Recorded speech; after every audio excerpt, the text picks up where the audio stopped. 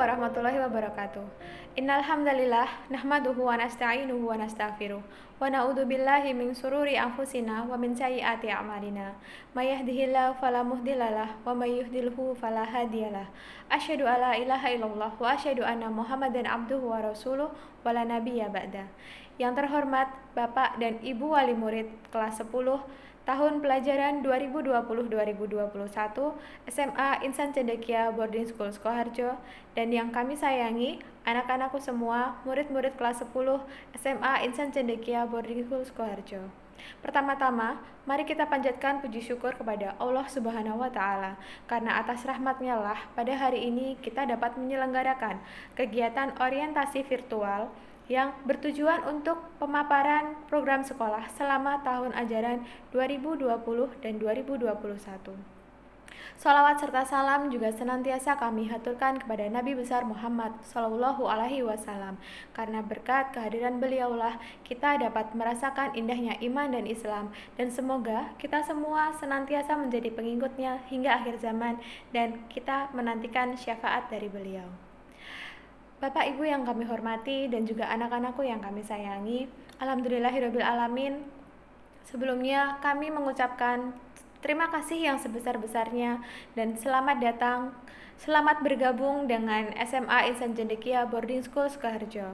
Terima kasih atas kepercayaan serta amanah yang Bapak Ibu berikan kepada kami untuk bisa mendidik putra-putri Bapak Ibu semua agar menjadi generasi Islami yang tumbuh menjadi insan yang bermanfaat di kemudian hari.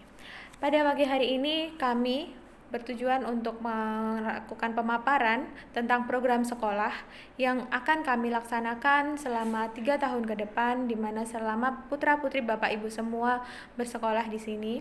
Dan alhamdulillah pada pagi hari ini kita mendapatkan kesempatan untuk itu, sehingga melalui video ini, melalui channel YouTube ini, kami akan memberikan informasi kepada Bapak Ibu semua dan bisa juga diketahui oleh anak-anakku semua yang akan menjadi murid di sekolah ini untuk bisa memahami bagaimana program-program atau kegiatan apa saja yang akan anak-anakku semua jalankan, kegiatan yang anak-anakku semua dapatkan selama bersekolah di sekolah ini.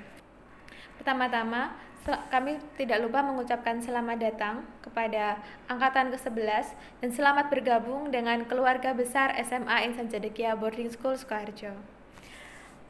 Sebelumnya, mungkin perlu saya jelaskan atau saya paparkan kepada Bapak Ibu serta anak-anakku semua tentang visi SMA Insan Cendekia di tahun ajaran ini, yaitu terbentuknya generasi muda Islami yang bertakwa, cerdas, dan berkarakter. Di sini kita membuat garis besar untuk 3 hal, yaitu yang pertama dari subjeknya atau yang menjadi pokok sasaran kita, yaitu generasi muda Islam. Generasi muda Islam di sini yang kita maksud adalah tentunya murid-murid kita yang ada di sini, ya. Jadi putra-putri Bapak Ibu semua yang telah diamanahkan kepada kami untuk bisa menjadi generasi muda yang Islami, yang akan kita bentuk menjadi generasi yang bertakwa, cerdas, dan berkarakter. Bertakwa di sini tentunya tidak lepas dari amal ibadah keseharian mereka yang tentunya itu menjadi sasaran atau menjadi target utama dari pembentukan kriteria pendidikan di sekolah ini. Yang kedua, tentang cerdas, tentunya kita tidak bisa lepas dari tuntutan masa sekarang ini. Jadi anak-anak kita harus bisa menguasai ilmu pengetahuan dan bisa menguasai dunia ini dalam konteks yang positif, dan mereka bisa membawa manfaat kepada orang lain dengan ilmu dan kecerdasan yang mereka miliki. Dan yang ketiga, tentunya yang tidak kalah pentingnya, tentang karakter. Karena saat ini terutama banyak sekali mungkin orang-orang yang pintar, memiliki kecerdasan intelektual, namun tidak memiliki karakter yang baik, dan tentunya itu tidak akan bisa membawa ilmu yang mereka miliki untuk bisa bermanfaat bagi orang lain. Maka dari itu, dengan pendidikan yang kami berikan kepada putra-putri Bapak Ibu semua, kami mengharapkan tidak hanya bertakwa kepada Allah Subhanahu wa Ta'ala, cerdas secara kognitif, namun juga memiliki karakter yang baik sehingga bisa membawa atau memberikan manfaat dari apa yang mereka miliki untuk orang banyak. Selanjutnya, tentang misi SMA Insan Cendekia. Di sini kami memang bertujuan untuk membimbing murid-murid untuk memahami ajaran Islam yang komprehensif sesuai dengan Al-Quran dan Sunnah, agar memiliki komitmen dalam menjalankan ajaran Islam. Selanjutnya, berkaitan dengan kecerdasan, kami membantu murid menjadi pribadi yang mencintai ilmu pengetahuan dan teknologi, serta dapat mengembangkan potensi diri secara optimal agar menjadi manfaat atas diri dan lingkungannya. Selanjutnya, kita juga berharap dapat menyelenggarakan sistem pendidikan yang mendukung tumbuh kembangnya jiwa kepemimpinan dan keterampilan serta kecakapan hidup. Tujuan SMA Insan Cendekia yang pertama, menanamkan pemahaman murid yang kokoh akan akidah dan syariah berdasarkan Al-Quran dan Sunnah. 2. Membangkitkan komitmen kuat dalam diri murid untuk selalu mengamalkan ajaran Islam dalam setiap sendi kehidupannya. Sehingga yang menjadi target kita di sini pun bahwa murid-murid kita yang sudah lulus, sudah menjadi alumni, dapat tetap melaksanakan apa yang telah mereka dapatkan di sini, terutama dari sisi ibadah.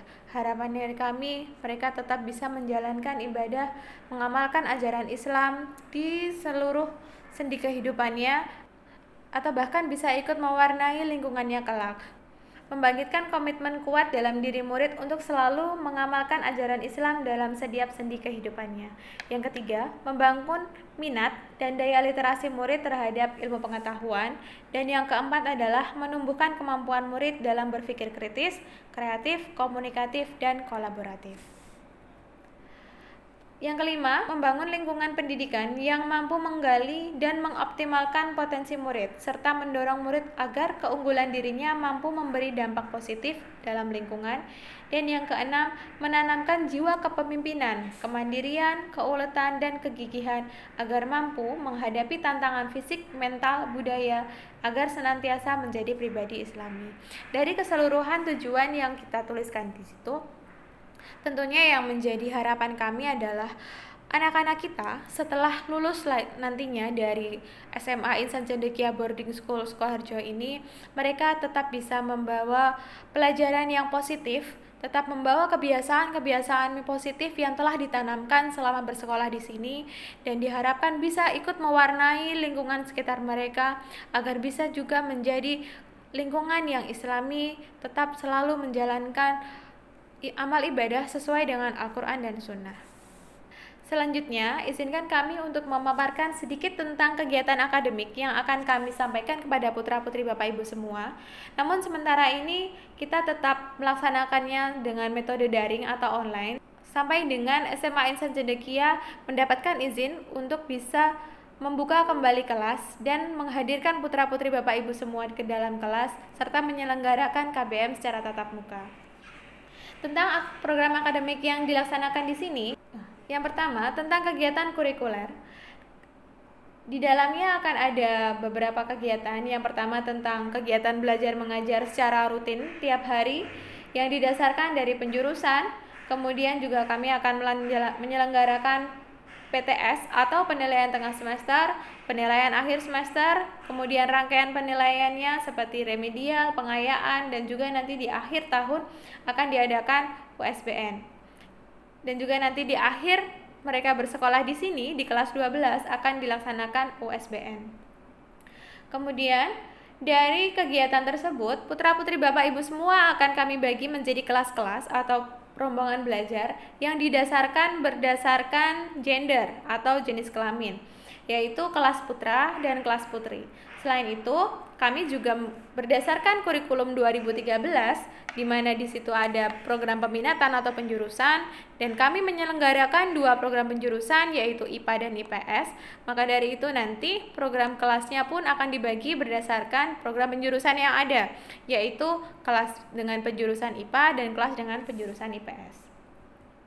Selanjutnya, di awal tahun pelajaran nanti akan diadakan tentang edukasi atau pengenalan lingkungan sekolah, yang itu nanti rencananya akan dilaksanakan mulai tanggal 13 Juli tahun 2020 secara online juga. Nanti putra-putri Bapak Ibu semua akan menjalani masa pengenalan lingkungan sekolah agar bisa lebih mendalami lagi bagaimana proses atau sistem pembelajaran, sistem kegiatan yang ada di sekolah kami. Selanjutnya, berdasarkan dengan penjurusan yang sudah saya sebutkan sebelumnya, akan ada placement test dan juga psikotes yang digunakan sebagai dasar bagi putra-putri Bapak Ibu nanti akan diarahkan atau dijuruskan dalam jurusan IPA atau jurusan IPS. Kemudian berkenaan dengan program pembinaan IMTAK akan ada pemetaan baca tulis Al-Quran dan juga pemetaan tentang tahfidz. Nanti bagaimana target tahfidznya, apakah sudah ada bekal dari sekolah yang sebelumnya, dan mungkin itu akan dijelaskan lebih lanjut oleh kepala asrama karena memang bagian ini merupakan bagian yang dihandle langsung dari bidang asrama. Selanjutnya, pemetaan minat studi klub atau olimpiade dan skill lainnya. Di sini sebenarnya merupakan program pembibitan atau dalam artian di sini bisa saya sebutkan sebagai pemetaan bakat atau minat secara akademik maupun non akademik yang nantinya akan kami jadikan sebagai ujung tombak kita pada saat mengikuti perlombaan atau mengikuti olimpiade atau apa saja yang tujuannya pastinya untuk menambahkan pengalaman serta mengasah bakat putra-putri Bapak Ibu semua, dan yang paling penting adalah menjadi prestasi besar bagi sekolah kami. Selanjutnya tentang pembagian guru asuh. Guru asuh di sini merupakan program unggulan di sekolah kami, di mana nanti murid-murid kita dibagi menjadi kelompok-kelompok kecil yang lebih spesifik, lebih dekat, dan program guru asuh ini bermanfaat untuk bisa menggali permasalahan atau potensi atau apa saja yang tujuannya adalah anak-anakku semua nanti bisa menjadikan guru asuh ini sebagai teman untuk curhat atau teman untuk berkeluh kesah, bercerita, sehingga setiap permasalahan yang kalian hadapi nanti bisa segera terselesaikan, tidak berkepanjangan, dan membuat kalian, anak-anakku semua, bisa merasa nyaman untuk bersekolah di sini. Selanjutnya tentang rangkaian kegiatan sehari-hari di sekolah selama pembelajaran daring. Selama Senin sampai Jumat akan diadakan KBM secara online yang akan dimulai dari pukul 7 sampai dengan pukul 12 siang. Yang selanjutnya akan diisi dengan kegiatan seperti pembinaan dari BK dan pengembangan diri lainnya. Kemudian di hari Sabtu akan diisi dengan pengembangan diri dan literasi. Di situ akan ada ekstrakurikuler yang nanti akan ada beberapa ekstrakurikuler juga yang kita laksanakan secara online, dan juga literasi secara online yang akan dipandu oleh tim panitia literasi. Selanjutnya, kami juga menyediakan slot waktu khusus untuk sholat duha dan tadarus setiap hari, dan nanti murid-murid wajib melaporkan kegiatan tersebut selama daring dari rumah melalui Google Form yang telah disediakan. Jadi walaupun putra-putri Bapak Ibu semua berada di rumah, kami tetap berusaha semaksimal mungkin untuk bisa melakukan pemantauan ibadah, baik itu ibadah wajib maupun ibadah sunnah. Nah, nanti untuk ibadah wajib selama 5 waktu sholat akan ada form pemantauannya juga yang akan direkap dari guru asuh dan juga dari pembina asrama, sehingga tetap kami bisa mendapatkan laporan bahwa putra-putri Bapak Ibu semua sholat atau tidak di rumah, sholat secara jamaah atau sendiri. Kemudian dari sholat duha dan tadarusnya juga tetap bisa terpantau dengan baik oleh kami yang berada di sini. Berikut tentang struktur kurikulum yang akan didapatkan oleh putra-putri Bapak Ibu semua selama bersekolah di SMA Insan Cendekia Boarding School Sukoharjo berdasarkan jurusan yang kami sediakan, jurusan IPA dan juga jurusan IPS. Selanjutnya, setelah melalui kegiatan KBM yang terstruktur tadi, tentunya tidak lepas kami juga akan melakukan kegiatan evaluasi. Nah, sementara ini selama daring, evaluasi juga pasti akan dilakukan secara daring atau online. Namun, sesegera mungkin apabila putra-putri Bapak Ibu semua telah kembali ke sekolah, kembali masuk ke asrama, tentunya kita juga akan melaksanakan evaluasi tersebut secara tatap muka. Evaluasi yang kami maksud mencakup pada penilaian kognitif, praktik, dan juga sikap yang dilakukan melalui penilaian harian.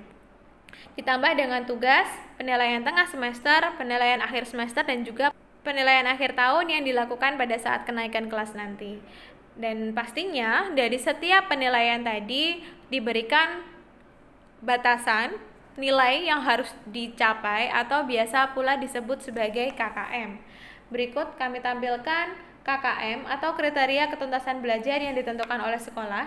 Nah, KKM ini untuk kelas 10 yaitu 70, kelas 11 75 dan kelas 12 adalah 78. Nah, lalu bagaimana jika pada saat penilaian ternyata nilainya tidak mencapai KKM? Nah, kami di sini juga menyediakan fasilitas remediasi yang ada prosesnya, ada proses untuk penilaian hariannya terlebih dahulu, dan apabila nilainya memang tidak tuntas KKM akan ada remedial teaching di mana murid-murid nanti akan mendapatkan pembelajaran ulang, sehingga selanjutnya apabila dievaluasi lagi setelah mendapatkan evaluasi yang kedua maka diharapkan sudah bisa melampaui batas KKM yang ditetapkan. Berikutnya tentang kegiatan kokurikuler. Kegiatan kokurikuler adalah jalur-jalur pembinaan murid yang meliputi tentang 1. Jalur penegakan disiplin yang berpedoman kepada buku tata tertib yang saat ini mungkin sudah Bapak Ibu semua miliki, walaupun masih dalam bentuk file PDF yang insya Allah nanti untuk versi cetaknya akan kami bagikan pada saat awal usanah secara offline. Selanjutnya, tentang jalur latihan kepemimpinan dan berorganisasi, kami menyediakan organisasi OSIS. Kemudian jalur ekstrakurikuler untuk pengembangan diri, yang di sini kami membagi menjadi 2, yaitu ekstrakurikuler wajib dan juga ekstrakurikuler pilihan. Ekstrakurikuler wajib di sini ada tentang kepramukaan, kemudian muhadharah dan juga pengembangan bahasa. Yang di sini kami juga akan menerapkan 3 bahasa, yaitu bahasa Indonesia, bahasa Arab dan juga bahasa Inggris. Untuk ekstrakurikuler pilihan, ada banyak sekali pilihan yang bisa dipilih oleh putra-putri Bapak Ibu semua. Yang pertama yaitu untuk PMR, entrepreneurship, jurnalistik, film dan fotografi. Kemudian dari olahraga ada basket, futsal, dan juga untuk yang dari keagamaan ada tahsin dan juga tahfidz. Kemudian yang selanjutnya, jalur pembinaan intelektual atau keilmuan melalui klub bidang studi yang terprogram. Yang di sini nanti kembali seperti yang sudah saya jelaskan di awal, dari pembinaan intelektual dan keilmuan ini kami menemukan bakat-bakat baru yang tentunya akan bisa kami jadikan sebagai ujung tombak untuk mengikuti perlombaan atau kompetisi di luar sekolah. Nah, berikut tentang tata tertib. Dan di SMA Insan Cendekia Boarding School Sukoharjo menerapkan sistem tata tertib dengan sistem poin, sehingga apabila ada murid yang melakukan pelanggaran tata tertib akan mendapatkan poin yang besarnya sesuai dengan seberapa berat pelanggaran yang mereka lakukan. Kami membagi menjadi 5 tingkatan. Ada pelanggaran tingkat 1 dengan poin 5 sampai 20, pelanggaran tingkat 2 dengan poin 25 sampai 50, pelanggaran tingkat 3 yaitu dengan poin 75, pelanggaran tingkat 4 dari 100 sampai 200, dan pelanggaran tingkat 5 dengan poin 300. Nah, sistem poin di sini memang tidak serta-merta langsung kami tetapkan, terutama untuk pelanggaran tingkat tinggi. Akan ada tahapan terlebih dahulu sehingga kami bisa memberikan poin tersebut kepada murid yang bersangkutan. Tahapannya yang pertama melalui pembinaan, yaitu dari wali kelas, kemudian investigasi dari si penegak tatib yang dikomunikasikan dengan BK, yang terakhir pemberian sanksi dari kepala sekolah. Namun tidak perlu khawatir tentang akumulasi poin yang didapatkan dari pelanggaran-pelanggaran tersebut, karena kami juga menerapkan sistem debit point. Nah, debit point ini dapat dimanfaatkan sebaik-baiknya untuk bisa mengurangi poin-poin pelanggaran sehingga tidak terakumulasi menjadi lebih banyak. Debit point di sini dapat didapatkan melalui banyak hal. Yang pertama dari prestasi akademik maupun non-akademik. Kemudian dari attitude juga bisa mendapatkan debit point. Kemudian yang lainnya secara rinci bisa Bapak Ibu semua baca di buku tatib yang sudah kami bagikan. Selanjutnya, dari program kokurikuler yang lain yaitu tentang program guru asuh yang sedikit tadi sudah saya singgung. Guru asuh di sini berperan sebagai pengganti orang tua bagi murid-murid selama bersekolah di sini. Yang di satu kelompoknya kami bagi paling banyak satu guru asuh itu mendampingi 12 orang murid. dengan tujuan memahami diri dalam arti mengetahui kekurangan dan mengatasi sendiri kesulitan yang dialami, merencanakan masa depan sesuai dengan minat, bakat, dan kemampuannya. Program guru asuh di sini yang dilaksanakan, yang pertama adalah program makan siang bersama, dengan harapan kami selama makan siang karena suasananya informal, kemudian santai. Nah, di sini bisa membangkitkan atau memicu cerita, curhat, atau ya sharing-sharing apa saja yang selama seharian ini tadi ada kegiatan apa yang mereka rasakan, bagaimana dengan nilai ulangan, atau ada permasalahan apa dengan teman. Nah, itu harapan kami bisa disaringkan kepada guru asuh pada saat makan. Kemudian dari sesi sholat duha dan tadarus, sholat duha di sini dan tadarus pada jam yang sudah ditentukan bersama dengan guru asuh dan dipantau langsung oleh guru asuh. Nah, selama daring ini nanti pemantauannya pun juga akan dilakukan oleh guru asuh melalui form atau melalui Google Form yang kami bagikan, dan nanti bisa diisi oleh putra-putri Bapak Ibu semua selama mengerjakan duha dan tadarus tersebut di rumah. Kemudian biasanya setiap 1 pekan sekali akan ada sesi mentoring, yaitu hari Jumat setelah sholat Jumat, sesi mentoring yang di situ akan mengisi tentang assessment yang bisa digunakan untuk menggali minat, bakat, atau apa saja yang biasanya nanti di kelas 12 bermanfaat sekali untuk bisa membantu jurusan apa yang akan diambil pada saat kuliah nanti. Berikut akan kami sampaikan juga tentang pembinaan IMTAK yang selama ini menjadi program utama dalam kehidupan berasrama di sekolah. Dan untuk selama daring pasti akan ada beberapa penyesuaian, namun tidak menutup kemungkinan bagi kami untuk bisa mengoptimalkan kegiatan ini walaupun dari jarak jauh. Yang pertama tentang sholat berjamaah yang nanti akan dipantau selama 5 waktu oleh kami, baik dari tim sekolah maupun tim asrama. Dan juga sholat duha pasti sudah beberapa kali tadi saya singgung juga. Kemudian adzan dan iqomah di sini tentunya kami akan mencari atau memberikan pelatihan kepada putra, tentunya pada putra-putra yang terpilih untuk bisa menjadi petugas adzan dan iqomah secara rutin. Tadarus Al-Quran juga kami akan memberikan waktu khusus. Kalau di sekolah dilakukan biasanya di sekitar jam 9 bersamaan dengan waktunya sholat duha. Kemudian dari kegiatan tahfidz yang nanti akan lebih lanjut dijelaskan di asrama karena menjadi kegiatan utama yang dihandle oleh asrama. Kemudian pembiasaan salam jika bertemu dengan orang lain, dengan warga sekolah yang lain, atau bahkan tamu. Kemudian pemisahan jalur putra-putri berdasarkan blok kelas, kantin, ruang makan, ruang sholat, dan semua kegiatan kami memberlakukan pemisahan jalur putra dan putri, dan menjadi pelanggaran yang cukup berat apabila terjadi pelanggaran jalur di sini. Kegiatan Idul Kurban. Untuk kegiatan Idul Kurban mungkin untuk tahun ini kami tidak bisa menyelenggarakan di sekolah, namun kalau boleh saya paparkan, biasanya kami selalu menyelenggarakan kegiatan penyembelihan hewan kurban yang di situ banyak sekali muatan pendidikan yang ingin kami sampaikan kepada putra-putri Bapak Ibu semua.